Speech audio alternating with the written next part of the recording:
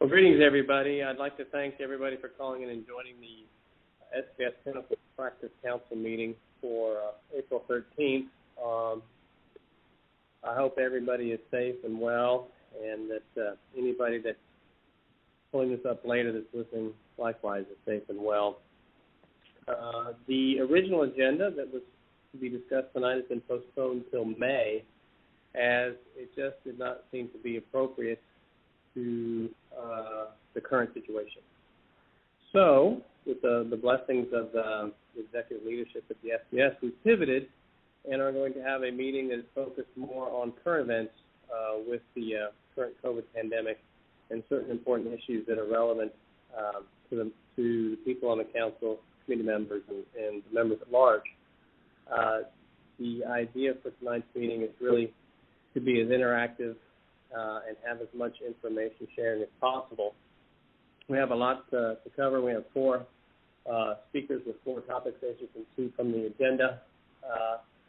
And each will be talking for about 5 to 10 minutes with conversation encouraged, and we'll allot 15 minutes for each segment. So, to review the agenda, see if my computer pulls it up. Here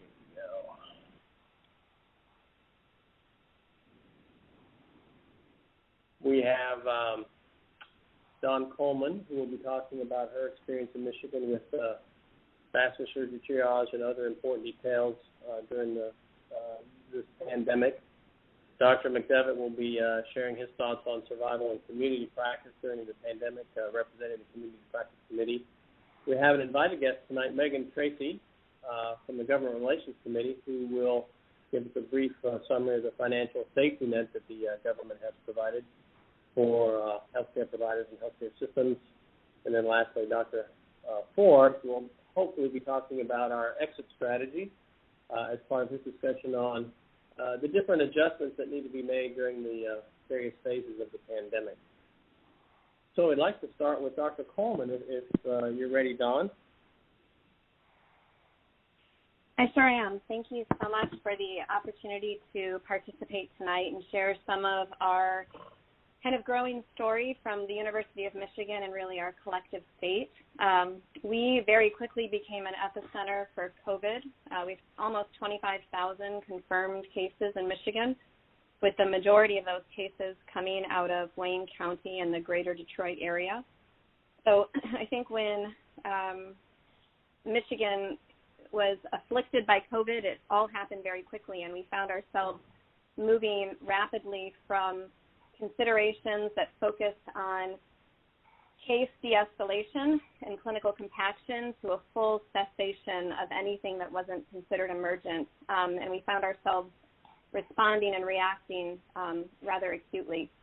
I will suggest around this time our conversation started in early to mid-March, and I'm fairly confident that some of the earlier discussions coming out of other epicenters in the country were helpful to us in having our own section-level discussions at our institution. We very quickly, the week of March 13th, summarized what we thought at our hospital would qualify as emergent or urgent cases that we would continue to prioritize until we needed to further flex. And then we found ourselves flexing really the very next week when anything urgent or elective was put on hold, and we were responding simply to emergent cases. Our clinical compaction plan really encompassed our outpatient clinics, our diagnostic vascular unit, and our ORs. I guess I'll probably spend the least amount of time talking about case triage because I think this society has done a really nice job moving forward some recommendations to our membership. So I didn't want to belabor the resources that were already available for members online. I think that really do a nice job strategizing kind of when to stand down specific cases and what still is probably prudent to require care. I'll say that for the last 3 weeks in Michigan, we've been operating in an emergent setting only, offering operations only for ruptured aortic aneurysms, acute aortic dissections with malperfusion, trauma and vascular injury with active hemorrhage, severe acute limb ischemia greater than 2B strokes in evolution or crescendo TIAs, and acute mesenteric ischemia. This has greatly diminished, obviously, what we're doing as a group and what our house officers are doing, and rather we are all collectively supporting active redeployment across the hospital. And so I wanted to talk a little bit about what that has looked like and how we've continued to manage our patients. We have also stopped any clinic in person within the scope of our cardiovascular center. We have 2 offsites that are seeing kind of essential and then post-operative patients in a non-COVID setting, but really what this pandemic has facilitated at our hospitals, I think in line with others, is a dramatic rise in virtual care. And as an example, if you look at the collective state of Michigan medicine, we had 444 visits for the month of February, and at the institution level, we had almost 7,000 video visits for the month of March. And so we very quickly and rapidly got faculty across the hospital really comfortable with that concept, and our patients seem to be responding to it really favorably. The DBU was also impacted by this, and I think there's been ongoing very active discussion in the space of vascular imaging, specifically for venous thromboembolism. And so I'll have to credit my partners, Andrea Obie and Peter Henke, Tom Wakefield, along with one of our vascular medicine experts, Jeff Barnes, who really put together a very thoughtful approach and an algorithm for venous thromboembolic assessment, and then indications to flex and use DBU in a really, really careful and controlled setting. We got wide hospital support for this document, and it really helped offset a lot of the DBU studies that were being requested of our team. And so I feel that, very quickly we responded, and care was carefully kind of executed from there. A few considerations that I wanted to highlight just as we've compacted all of our clinical schedules. Much like many people on this call and out in the community, I think people are doing far less surgery, and that's not just a vascular phenomenon. It really extends across the scope of our hospital. And so what we saw was at least doubling, if not close to tripling, of our critical care capacity. And over the course of 7 to 9 days, brought over 100 ICUs. And another task that I have been charged to help offset at a hospital level was to strategize the redeployment of all of our house officers. And so with the advent of 5 new intensive care units, which were going to be redeployed with presence from general surgery, vascular surgery, CT surgery, plastic surgery, and OMFS, we had lots of things to consider working in that direction. Everybody is really working to their fullest capacity, and I'm happy to talk more about what that approach has entailed. But I want to suggest that we've been careful to maintain a focus on wellness, resident, and fellow advocacy and safety with a lot of really, I think, innovative strategies. And then, as many are doing right now, we've really built up our remote learning platform for our house officers. I want to be respectful of time and say the final flex that we really have focused on at an institutional level is this creation of a field hospital. And I'll suggest that in early to mid-March, we had peak capacity curves that looked to be 4,000 to 8,000 patients, dependent on how our social distancing succeeded in flattening curves. And so our conservative measure was 4,000. And early on, a team of us were really brought together to put forward a field hospital concept that would offload the general care patients from Michigan Medicine on the Hill to facilitate ongoing growth of the critical care and moderate care wards.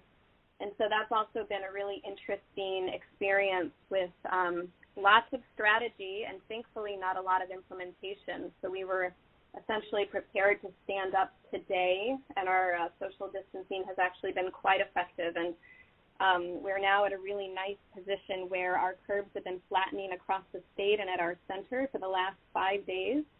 Our doubling time, which had been 24 hours, at least in Washtenaw County, where we're located, is at 15 days, and in Detroit proper, it's at least 7, if not even a little more than that. And so we're now just starting to think about what re-expansion of a clinical operation might look like. And all of the challenges we faced going into the compaction are going to be reversed as we try now to kind of sequentially compress the critical care units recognizing that these patients stay intubated and require really prolonged care, who's going to continue to support these patients to allow some of the other work to get moving. I think we're all very anxious to start operating again, and so we'll be reintroducing, I think in the next week, 2 days, 2 ORs, essentially a week in the main hospital, and the cardiovascular center is going to get 1, and trying to now think about how our house officers are populating OR capacity and critical care capacity, along with which service lines and which patients we're going to reprioritize. Recognizing that resource is going to be an interesting set of discussions. So I guess I'll just leave it there, and I'm happy to expand on any of these concepts based on where the interest lies, and I look forward to hearing from everybody else on the call, so thanks. Oh, thank you very much, Dawn. That's terrific. We probably could spend just an hour trying to learn from you and your experience up there. Are there any questions or comments from the council members? Dawn, this is Tim Creswick, and I'm just wondering what role testing has played in your institution and the availability and your ability, for example, with before taking anybody to the operating room, things like that, and be able to determine whether they're COVID-19 positive or not. Yeah, thank you so much, Dr. Creswick, for the question. We've been really fortunate at Michigan that I think we've been rolling out testing as quickly as we're able to. We also have not struggled with any PPE supply, and so I do feel that our employees across the health system have benefited from that, as have our patients. I will suggest that at least for the last 7 to 10 days, we've had the ability to offer fairly rapid turnaround with COVID testing for our patients. And so, for example, for our cancer patients, the patients who maybe are urgent and still being operated on, they're getting a test 48 hours before their procedure. And now we've got testing that's going to be even more rapid. And so anybody going to the OR, we should, with the exception being really true emergencies, we should have the ability to know their COVID status going in. And so that has significant implications for the collective team caring for them. We're also working towards antibody testing, I think, that will have implications for our workforce moving forward. But I feel that rollout has been fairly steady, and every day we get new updates. And so I've been pleased with our hospital's response at that level. I don't know if that answers fully your question.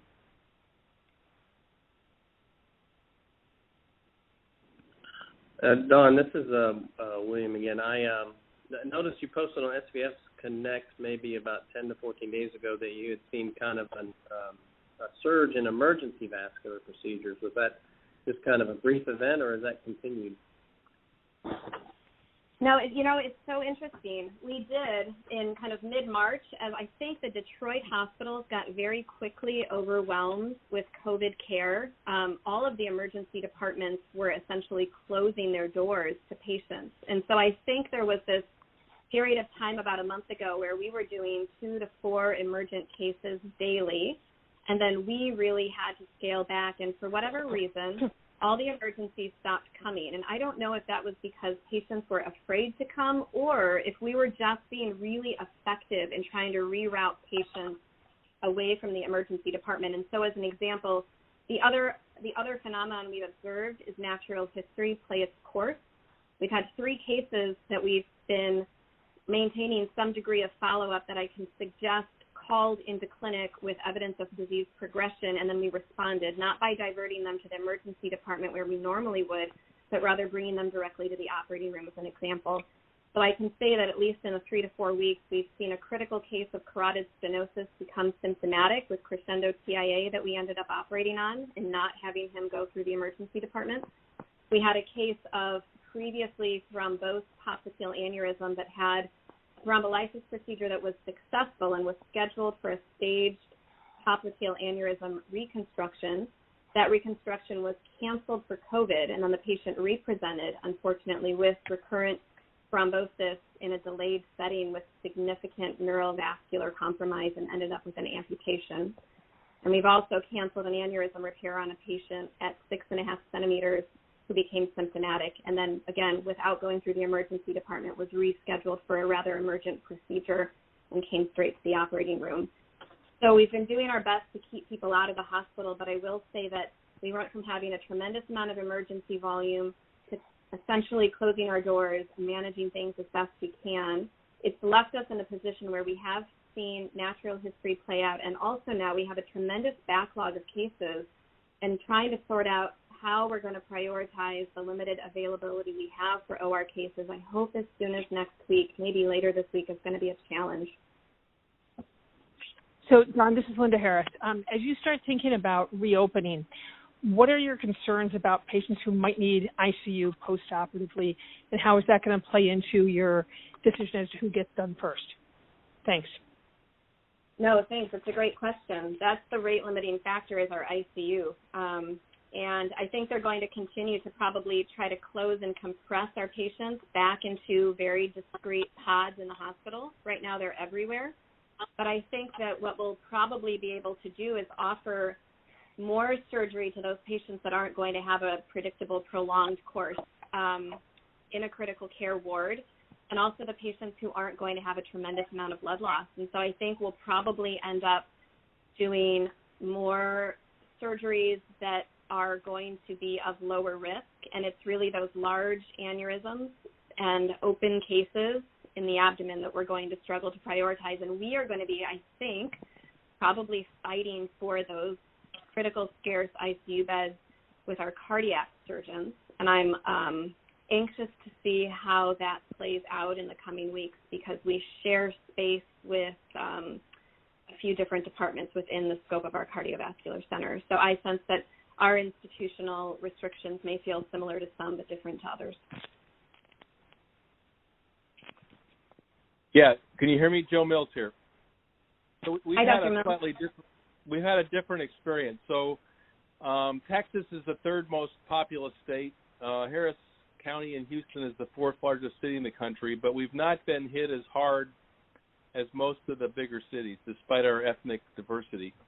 So we've actually been able, we used, I think, Michigan, Henry Ford in Detroit, I think Bernadette Alibola in Loyola. There were a number of us that came up with our systems of triage early on about which cases to do, and those ended up being used by the SVS and the ACS. But we've got about half the volume we normally do. So our practice is heavily geared towards limb salvage. So we've only been doing Wi-Fi stage 4s and occasional 3s and acute limb ischemias, and I think 2 ruptured aneurysms, no symptomatic carotids. But our volume for the last 2 weeks was 31 cases, which is not, we usually do that many in a week, but that's still pretty substantial. So we've been trying to be, it's been really difficult to try to sort out. So the initial wound follow-up is done by, we've rapidly switched to telehealth.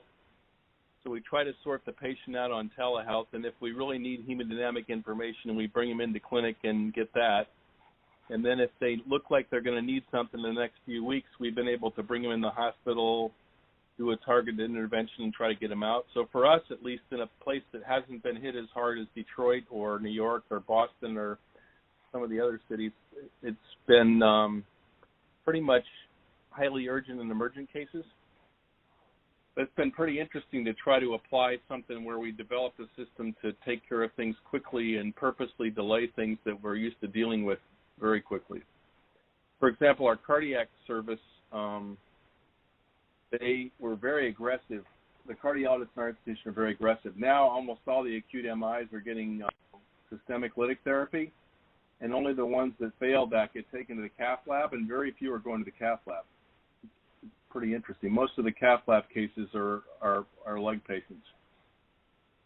So it's a little bit different. It depends on, I mean, we still have the same algorithm in place that Dawn uses and other people use, and if we get to the point where our hospital's full or our resources are used up, we'll only do true emergencies. But we've been able to do a fair number of urgent cases, again, but delaying cases that we normally wouldn't delay, which makes us all uncomfortable. I have one patient on for tomorrow that I put off 3 weeks ago with a small wound, and now it's become quite large and is more limb-threatening. So on the one hand, I feel bad that we waited on him. On the other hand, we still haven't lost anything. We're going to do the same procedure we would have 3 weeks ago. So, but it makes you uncomfortable for things that you normally dealt with fairly quickly to put them off.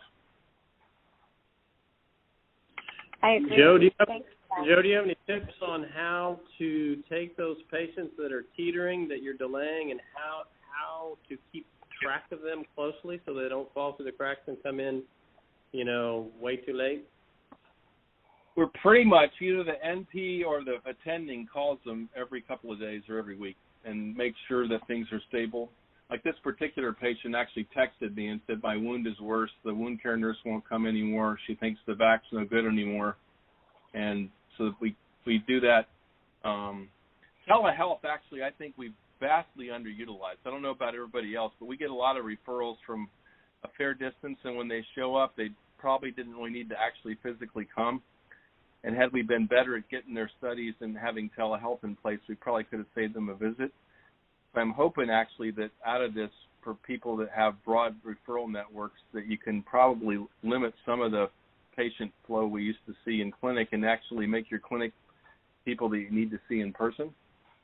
We'll see if that persists or not, but all of us like to see people in person when we're surgeons, but a lot of these people, especially if they're coming from a long way away, it's a big deal for them to drive, park in a major medical center, wait to get seen, get their testing done.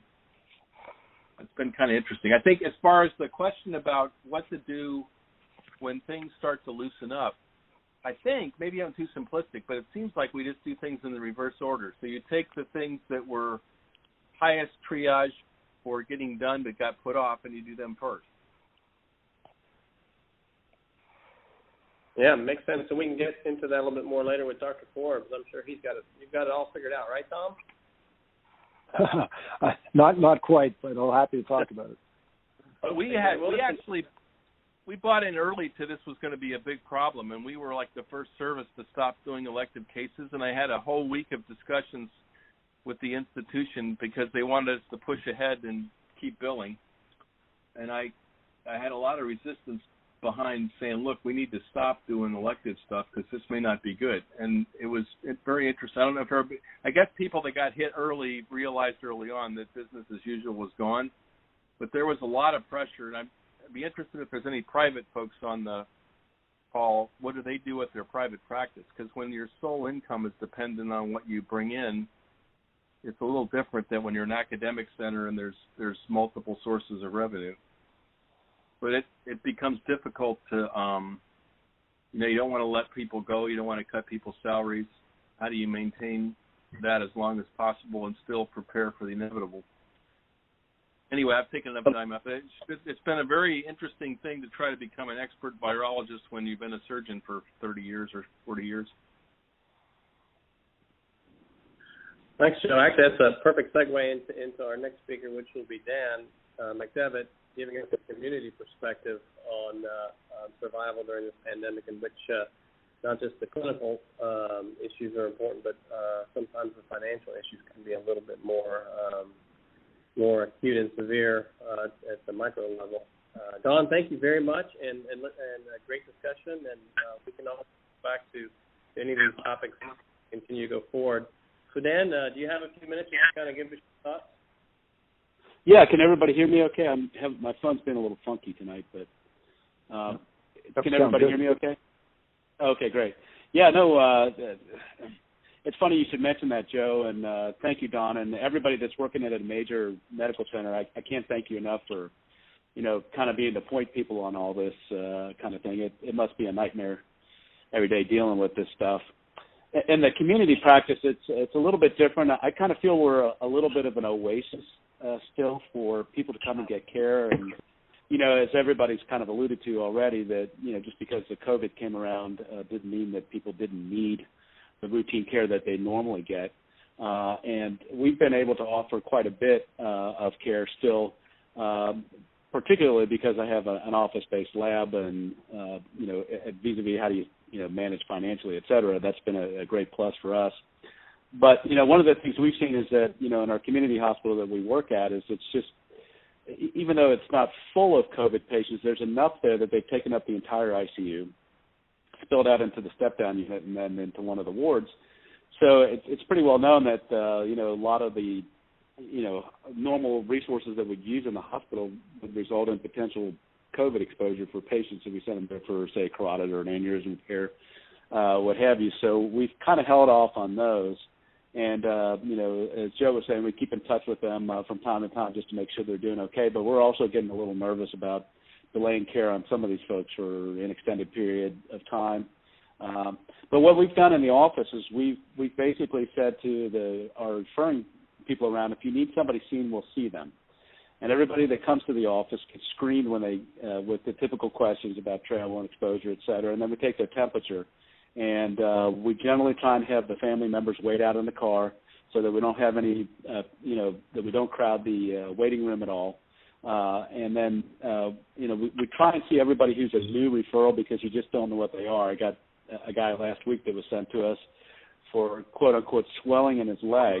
And it turned out he had rest pain ischemia. He's a diabetic and with no pulse below the femoral artery. And, so you don't really know exactly when people are calling in what they mean. So we've tried to make it easy for the new patients to get in so we can pick up what's ever going on with them in that regard. And then, with our office-based lab, we're able to still do cases there because we do have protective equipment. We don't go through protective equipment like the hospital does because, like when I scrub on a case in my office, I wear the protective equipment and then the person scrubbing with me does.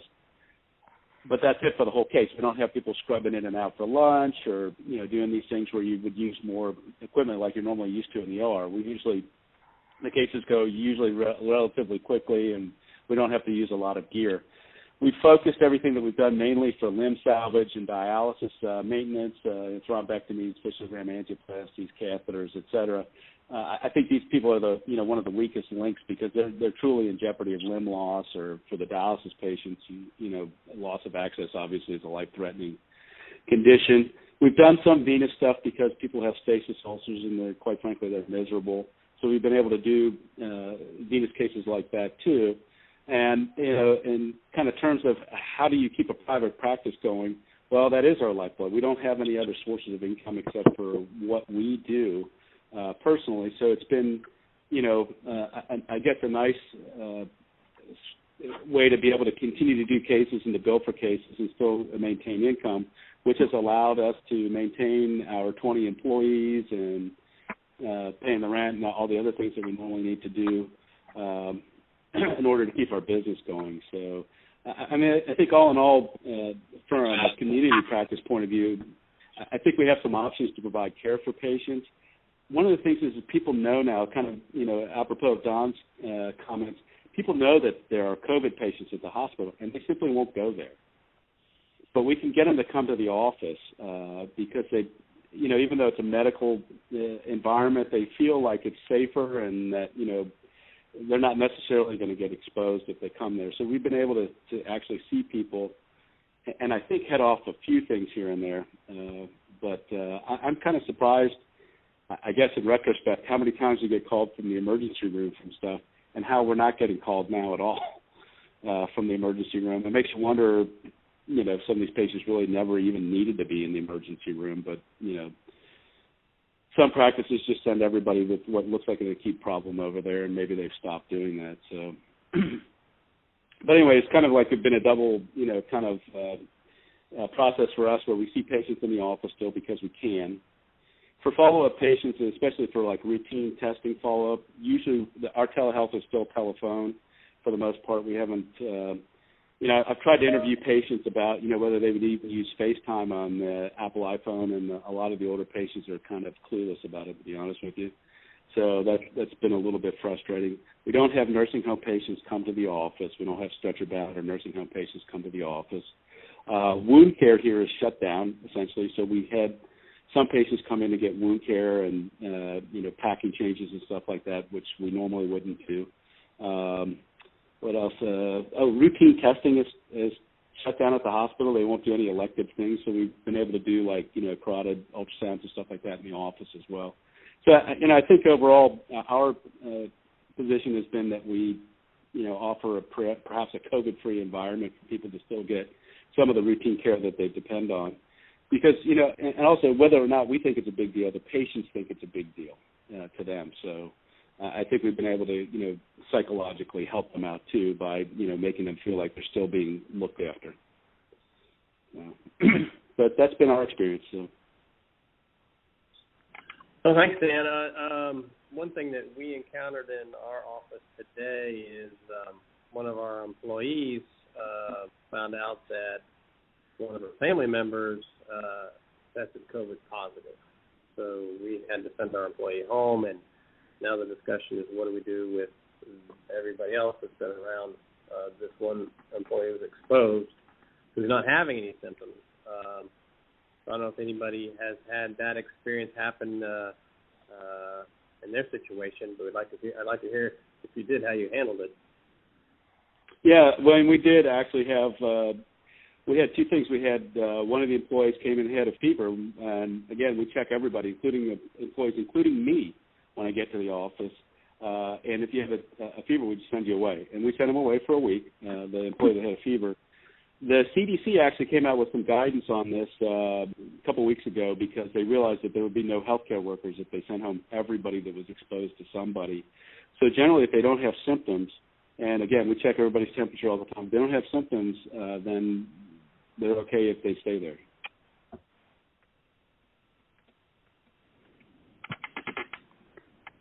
Has anybody else had that situation in their clinic or office with employees being exposed? This is Jimmy. I work, obviously, health manager, run a physician group practice for the Lake. We've changed our policy on this. I can't tell you how many different times as the CDC continues to release information.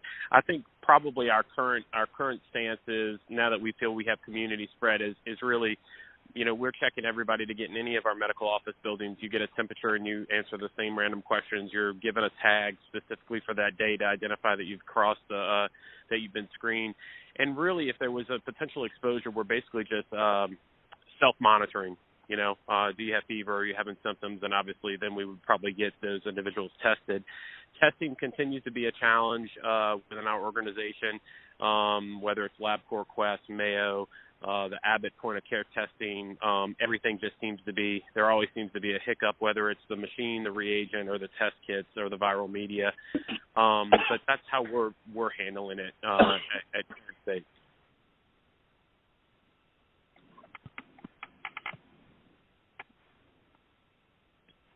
Tom, in Canada, are things being kind of handled the same way as the CDC is doing it for us, or are there differences that you're aware of? No, I must say most we don't have a like Dan centers. We don't have independent sort of vascular private practice centers. All vascular surgery is really centralized in larger hospitals. So the practice of vascular surgery is much more similar to, what Joe and what Don talked about. We went through the same, starting in the middle of March, we went through the same ramping down of booked activity, the same adoption of telemedicine, the same redeployment of residents and fellows. So despite it being a different healthcare system, the activity here has been almost identical to, say, any major academic center in the U.S. Well, in the interest of time, let's go ahead and get Megan Tracy going. She's going to help kind of give us a pretty brief update of a very large topic, which is the financial safety net that the government has been rolling out over the last few weeks to help providers and systems deal with the financial devastation that this pandemic has wrought. Thanks for joining us tonight, Megan. Yeah, thanks for having me, and I hope we can put a little bit of information out there to address some of the things that have already been touched on in this call, particularly with regard to independent practices and weathering this. Not that the bigger systems are anticipating having a much easier time of it over the long term. So there are a couple of things in play here. One, obviously, is that there was a major bill passed, this $2 trillion CARES Act that was signed into law March 27th, and that creates some safety net, and we can kind of tick through the major elements of that and how they impact physicians, whether it's direct impact on practices or things that you can reach out to do to help your practice, or things that are going to impact all physicians. And then we can really look ahead at what we might anticipate going forward and what some of the big advocacy priorities are as we're looking potentially at a fourth COVID bill. So the CARES Act, or was called COVID-3, was passed back on March 27th. One of the important things that it did for all physicians was suspending the Medicare sequestration cuts that functionally adds 2% back to claims from May through December of this year. That had been a big ask of the surgery community, and it is helpful. It doesn't eliminate them, but it holds them off at least till the end of the year. $100 billion was put into covering what was termed non-reimbursable expenses related to COVID for all healthcare entities. A large portion of that is going to come to hospitals. About $30 billion of it came out to physicians starting, I guess, last week, essentially as a check, and it was originally billed as a month of Medicare billings based on 2019 billings. Ultimately, what it ended up being was a little over 6% of your 2019 billings. That was simply cash pushed out as a grant. That doesn't need to be repaid. It's not a loan program. It's not a prepayment program. There was some telehealth expansion for the hospitals. There are add-on payments for COVID care. There's a delay in the reduction in dish payments for the safety net hospitals in particular. And all of those were important. For physicians, there were a couple of other really important things, primarily funding into the SBA-based loan programs. One of them was an existing program, the Economic Injury Disaster Loan, for which practices up to 500 employees per location are eligible. And these are working capital loans of up to $2 million with longer repayment terms. And this is a program that had already existed, and people have rapidly pushed out applications for those. The second was a new program, the Paycheck Protection Program, and that was an investment of almost $350 billion. It was a brand new program. It's been a little bit bumpy pushing it out. On the one hand, I think you've got to congratulate Congress and the agencies for getting the bill out and the rulemaking done in a week, which is astonishing when you look at our normal time frame for these things. Ultimately, these are 2-year maturity loans at 1% interest, up to $10 million, and they're based on your historic payroll costs. I think the most important thing about these loans is that they're essentially eligible to be 100% forgiven. That means they're turned into grants if the funds are used for qualifying costs. And again, the emphasis really is on maintaining employees in a practice. So those costs are payroll costs, mortgage interest, rent, utilities, and at least 75% of the expenditure does have to be for payroll. So they began accepting applications back on April 3rd and have already had immense volume. There's some concern that these funds will run out. I think about $140 billion of them have been spoken for at this point, but there's also a significant likelihood that these will be topped up, that more funds may be pushed out. For the holders of existing SBA loans, there's some additional help, which is automatic payment of principal, interest, and fees for a 6-month period. So that's been important for holders of existing loans. And then there's a whole list of business tax provisions that may be helpful to providers. You can defer payment on portions of the employee payroll tax. There are some changes in the rules with regard to carrying back net operating losses. There's some tax credits available for COVID-related employee leave, et cetera. So those are all potentially some important things.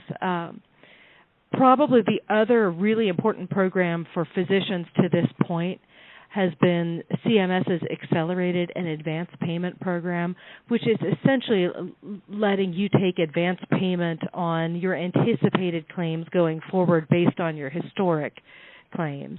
So this has to be applied for, unlike that 6% that was just pushed out.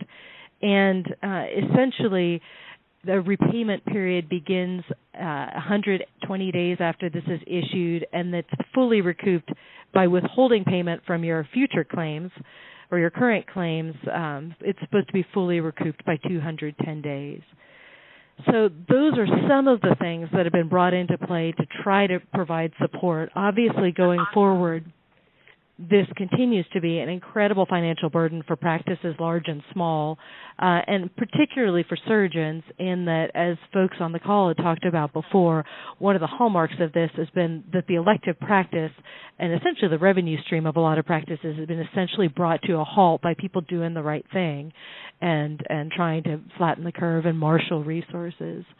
So going forward, it is anticipated that there will be a COVID-4 bill. The SVS has been incredibly active in advocating and has partnered very effectively with a surgical coalition. Has also worked with the AMA on portions of this. So what are we looking at going forward? I think there's been a request for additional funding into those loan programs. There's been a request for funding for physician-specific loan programs, and we would anticipate that those may be targeted to really hard-hit areas, rural providers, et cetera. There was also a whole spate of scheduled cuts to Medicare physician payment that were going to kick in January, and this really isn't the time for that. So there's continued advocacy on that front. I think, among other things, really looking at trying to release the burden of budget neutrality, which had meant that the E&M changes or evaluation and management changes that had gone into effect or were going into effect that bump up payment for some of the primary care providers were, because of budget neutrality, taking payment away from surgical providers. And again, there's the opportunity to ask that not come into play this next year. There's been a request for medical liability protection for physicians, both people practicing outside of their specialty and also protection for people trying to make these hard decisions about deferring patients, who to defer and what may the consequences be of putting some of these procedures off. So all of those things are potentially coming as well and are going to be moving parts in the next couple of weeks. So it's a lot of material to cover, but there was a town hall on this last Friday that I believe is linked or will be linked on the SVS website. The member resources are fantastic in that the Chicago staff has been updating links to all of these programs, whether it's the Accelerated and Advanced Payment Program, regulatory changes, the tax provisions, the loan programs, links to additional information and applications are all available through that as well. So, and we'll try to keep everybody up to speed as well on what's going on the advocacy front. But it's incredibly important for the advocacy group to hear back how these programs are working, what people's needs are, what they really think their burning priorities are going forward. Thanks, Megan. What's the best way to get that type of information to your committee then? I'm happy to take it directly by email, and we can distribute by email address. But we also have a terrific staff in Chicago who can be reached through the site. So Jill Rathbun is our lead consultant who really helps drive the advocacy effort. Maureen Malik in D.C. in Chicago can be provided with thoughts, questions, or concerns. And again, I'm always happy to field those as well as all of the policy and advocacy council chairs. Well, thank you for that update. Are there any questions for Megan or any comments about these programs that people may have?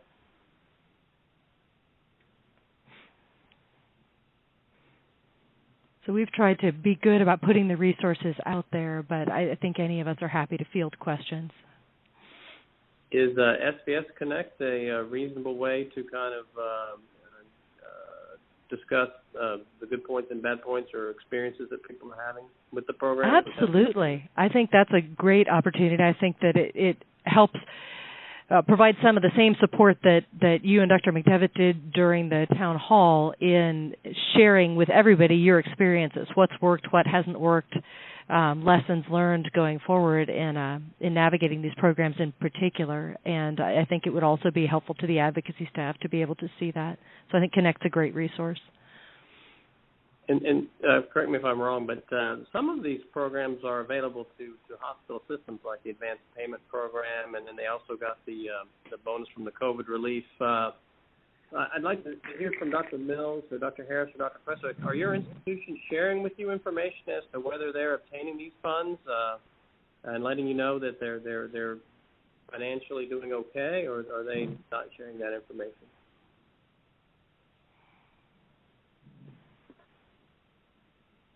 I think more of the information that they're sharing has been more on the clinical care. They really have not had as much discussion about the financial impact for the institution itself, other than to say they're not in trouble.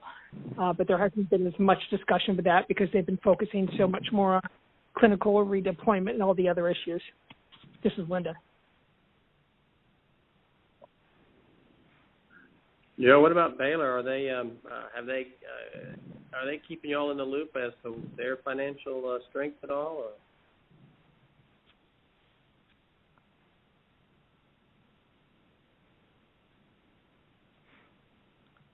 This is Megan again. I think the consensus on the hospital side has been that the impact of stop in the operating room is significant.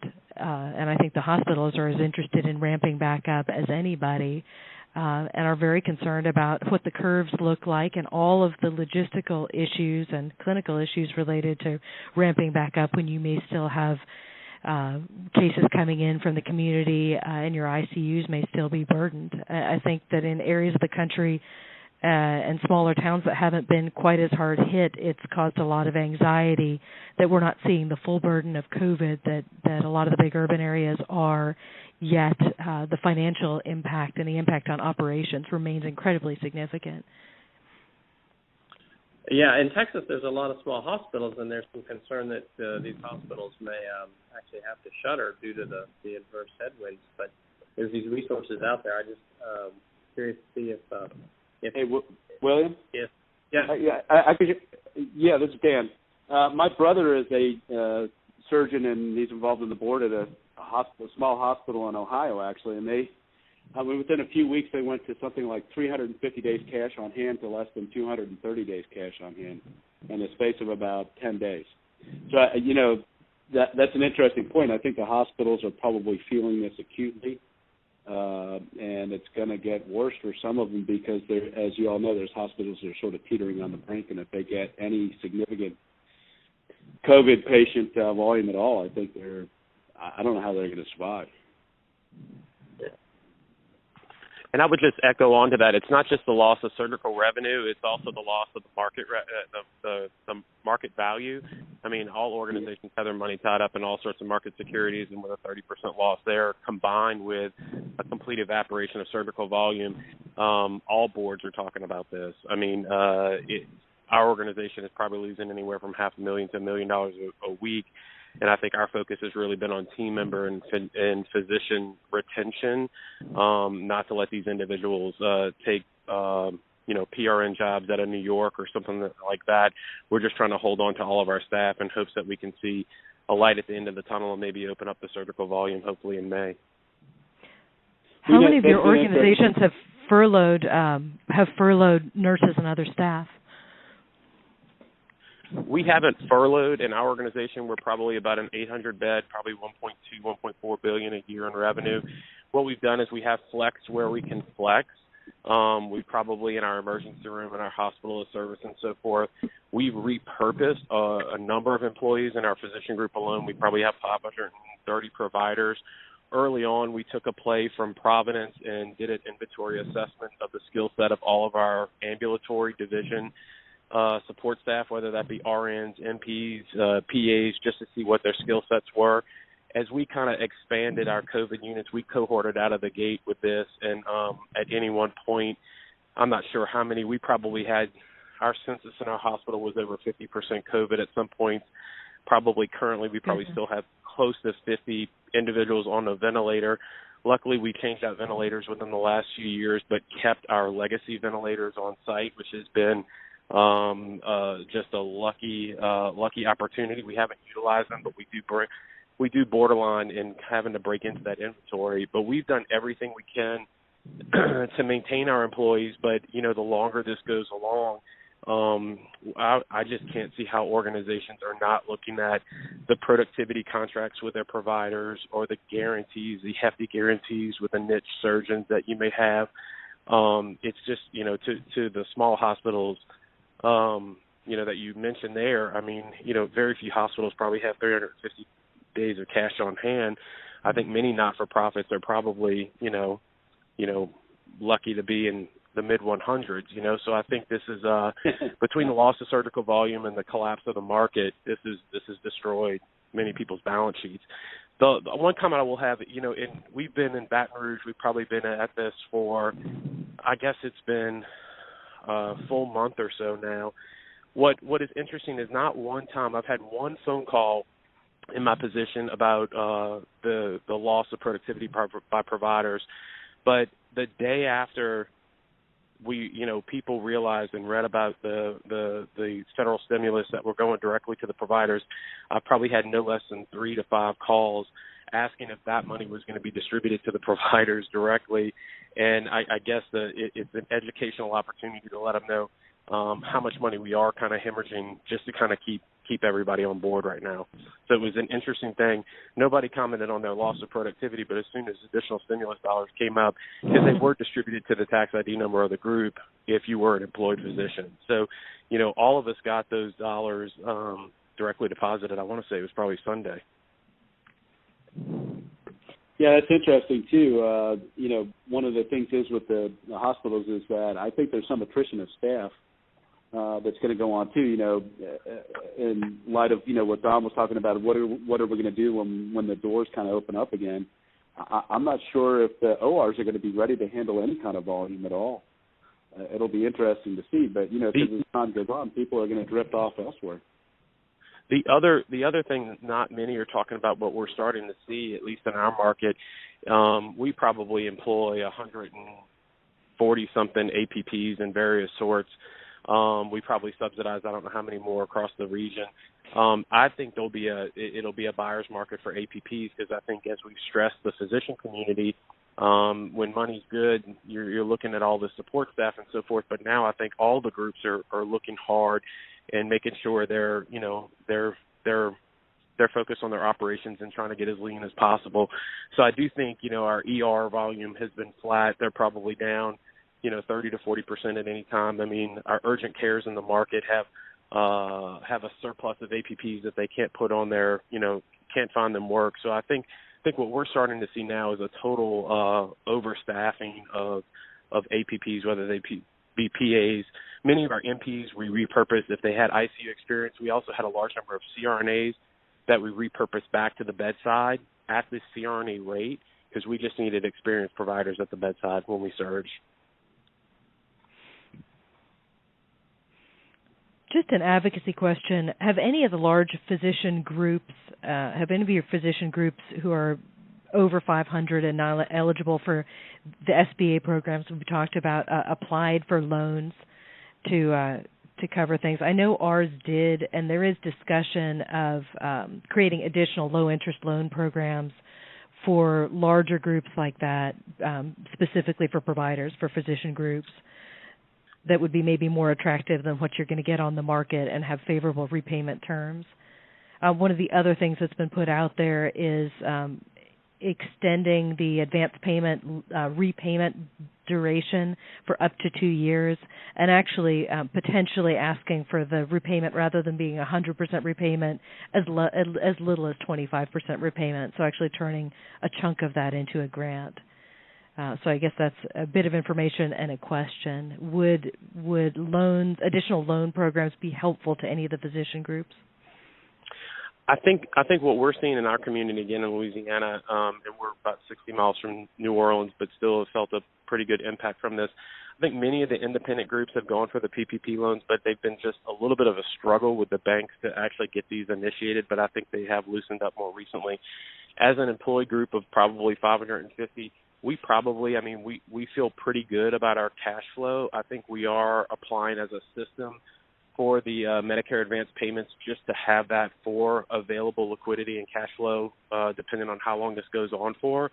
But, obviously, it can't last forever, or there will be significant consolidation in the marketplace. I think something else we're also looking for is, we are keeping a keen eye and making sure we have some appropriate capital set aside as we do look.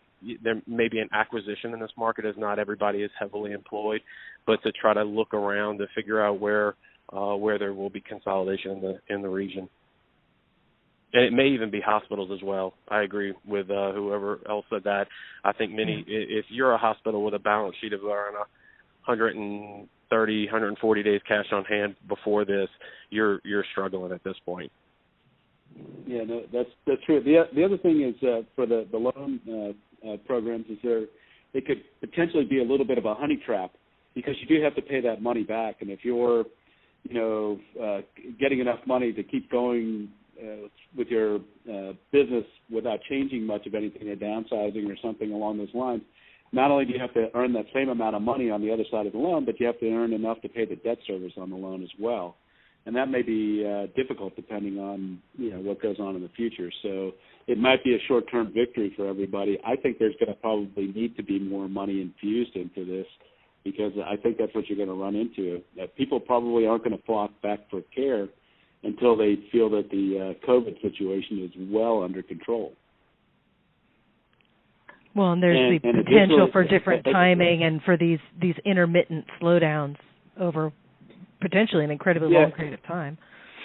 Yeah, and also as for all physicians in private practice too. There's still only 24 hours in a day. Even if you have these huge backlog of cases that all need to be done, I have no idea when you're going to do them. Nobody's going to do 12 carotids in a day or something like that. But it's just that's not going to happen. You're still a human being. You need to sleep. You can't work all day and all night for weeks and weeks on end. That's just if you're busy now, you can't be twice as busy. So we've had a lot of discussion among the OR staff and our anesthesia providers about what the ramp up looks like, because they do still feel that there's risk involved, and obviously they're kind of the tip of the spear in that regard, more so than the surgeons necessarily. So there is a degree of buy-in to this potential nights and weekends back to work prospect as well. Well, this was a great discussion, and it's getting late, and I want to make sure that Dr. Forbes gets his full time allotted and can share his thoughts with us, because I think it's going to be dovetail nicely into what we're just talking about.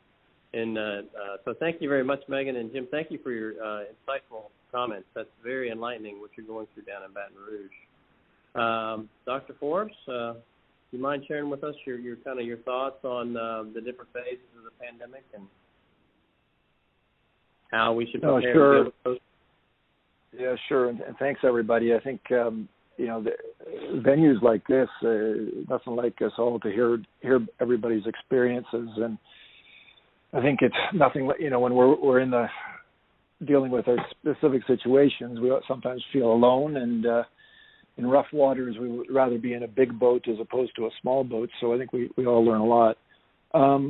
So I'll tell you a little bit about how we're thinking about things, which we already heard a lot about this evening. But I think we all recognize that we're on different points of a similar curve, and the end point may be similar or may not, depending on a couple of factors. Some of those factors being things that we have some control over, or maybe authorities have some control over, and some we don't have control over. What I mean by that is where the pandemic will hit us in our specific area. It depends on when the first cases arrived and when the first community spread started in your own jurisdiction. how aggressive the authorities instituted social distancing and how strict that was. And then we're learning a lot more that some factors we just don't have any control over, such as population density and the increasing prevalence of socioeconomic and demographic factors. There's still a lot of things we don't know, thinking beyond this initial spike, which we're all, which a lot of us are facing. We don't know how the virus behaves with the warming of the weather, whether like other coronaviruses or other flu-like viruses, it might become less virulent, or whether it won't. We don't know that. And there's also simple virology things that we really don't know is about the immunity of those who are exposed or how now have antibodies, or those who are infected, how immune are they to second exposures.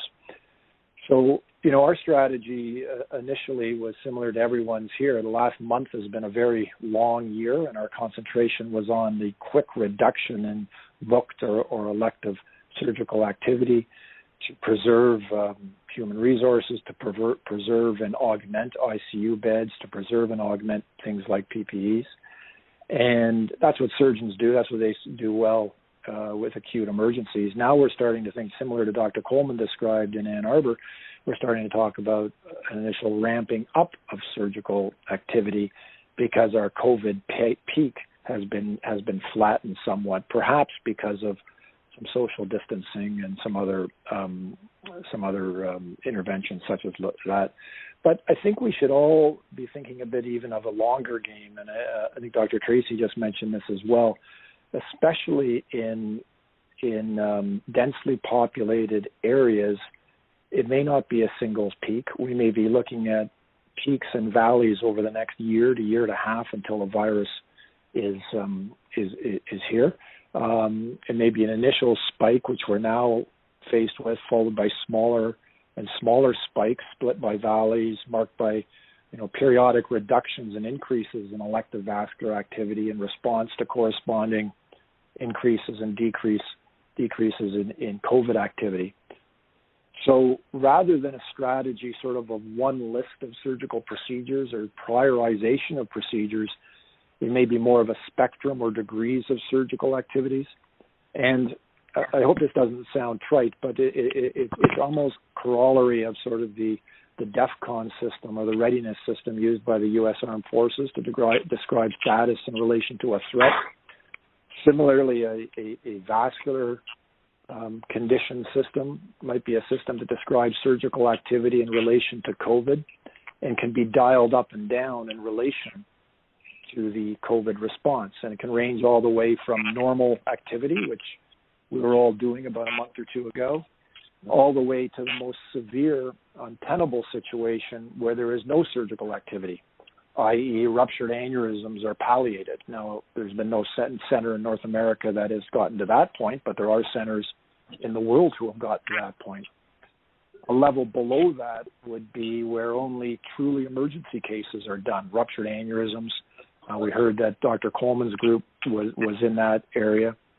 And then just below that level would be different degrees of reductions in booked activity, perhaps with further restrictions related to size of aneurysms, the symptomatic status of carotid arteries, as well as favoring minimally invasive strategies like percutaneous interventions for the lower extremity, like endovascular aortic work to preserve ICU resources and PPEs. So as we kind of go forward and now in this stage of ramping up surgical activity, perhaps, I think we better be prepared for the second blip and the third blip and the fourth blip over the next year, especially in our more densely populated and socially and demographically mixed urban centers.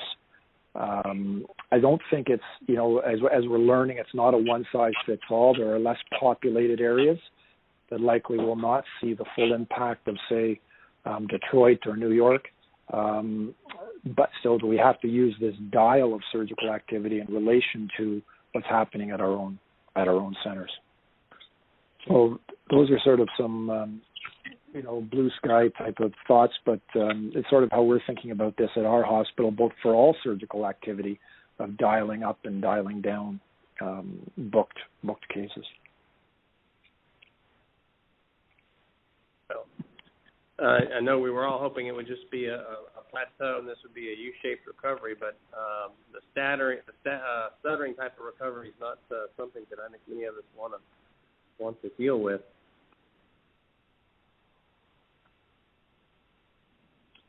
As I said in my question to Dawn, I think the key in going forward in a lot, not only for us in medicine and surgery, but across the scope of the economy, is the ability to do testing. It's made a huge difference for us now in going forward with cases, and we've not been hit as hard as many densely populated areas, so we have maintained a sort of baseline of what's called elective essential procedures. Most of our colleagues who are doing anything that sounds cancerous, if you will, I've been allowed to continue. We've not had dramatic PPE shortages, but the difference between being able to bring someone in who you can test, and we've been able to test people the day before and get the result back within a few hours, in terms of how they're approached by anesthesia and everything else, makes a huge amount of difference. And I think that's going to allow us to proceed when at least the people that we are bringing into the healthcare system, assuming you have adequate resources available, can be assured that you're not introducing risk or virus to the healthcare staff, who would then, of course, start putting other patients at risk. But I think that's going to make a huge difference depending on what you have available. So, Tim, that'll include testing family members as well, or just bringing in the patients, test them, and the family members still stay away? Well, we're instituting, I'm sure a lot of hospitals are there, but as of Wednesday, we're going to have well, not completely, but a no visitor policy, with the exceptions, I think, of maternity. Are still going to allow one partner in children's hospital, one parent, and for people at the end of life, I think they're still allowing one person. But it's going to make a real impact we have people answering for even outpatient procedures. I don't know where they're going to go, but they're going to basically have to drop people off at the door, so we're not going to be testing family members. But you're assuming that and we just had a discussion about this, apparently the sensitivity of the PCR testing is pretty high in terms of detecting whether someone has a virus. So if you're doing that the day before, the risk of that person having, being able to transmit virus is pretty darn low. And so, but that's how we're handling. We're not testing family members, but they're not going to be allowed in the hospital.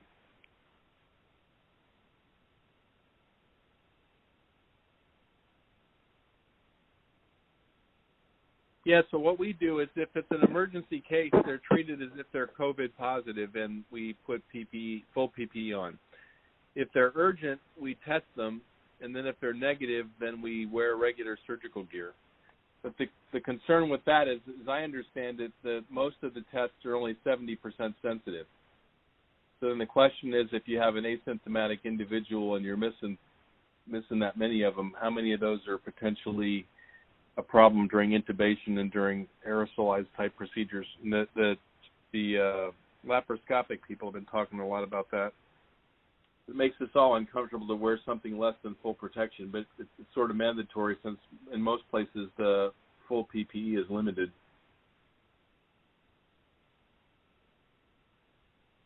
Yeah, the discussion we had. I'm sorry. No, I was just going to say that the discussion we just had with our ID experts is that whole issue of sensitivity depends on how you're doing the test. Apparently, if you're testing someone in the later stages of illness, they may not have even though they have COVID-19, it may not be present in the oral pharynx, where we're testing. But apparently, if you're talking about an asymptomatic patient, and again, the likelihood of them having virus present in the oral pharynx, apparently the sensitivity at that time is very high, they tell us. So, but, some of these numbers get bandied around, but it's like anything else. It depends on the population you're testing and where in their illness they are at. So the people we're concerned about are obviously the people that are asymptomatic but may be capable of transmitting a virus. So, anyway.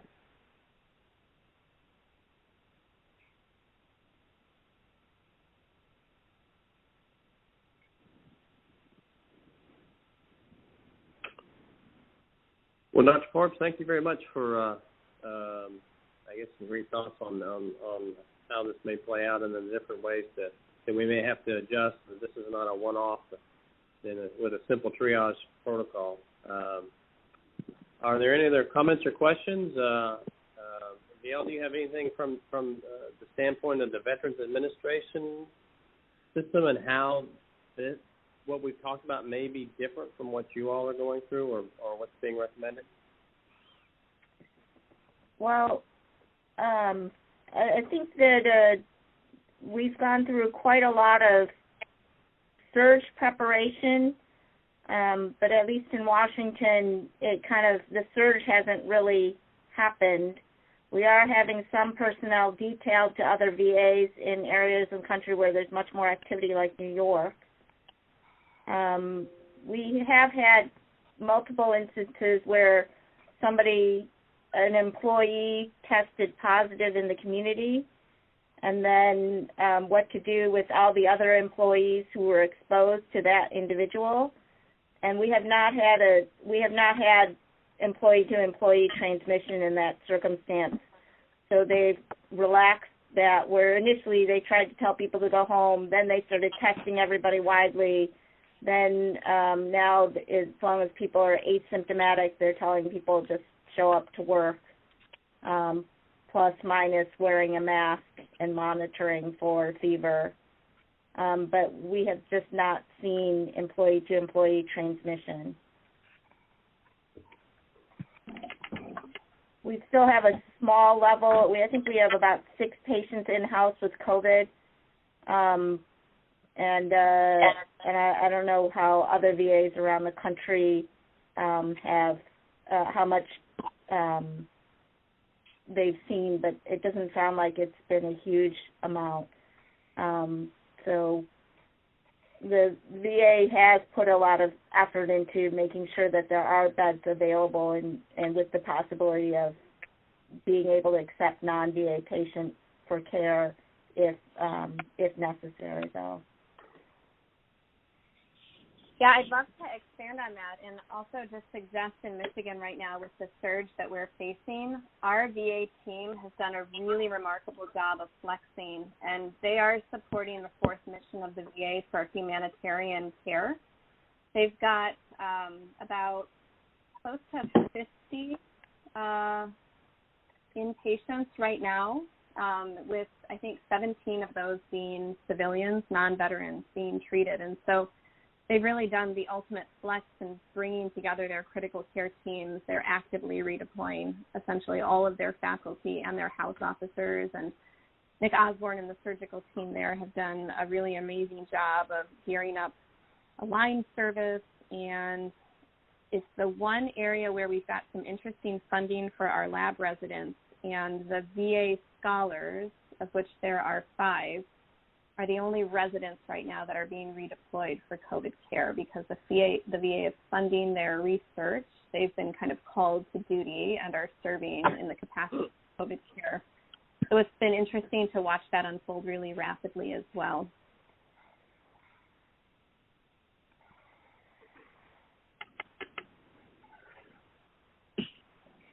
Well, the hour's getting late. I apologize for running us over.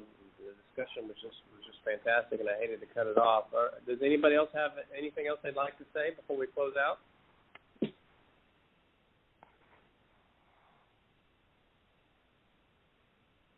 Okay, then, well, I'd like to thank Dr. Coleman, Dr. McDevitt, Dr. Tracy, Dr. Forbes for preparing some remarks tonight.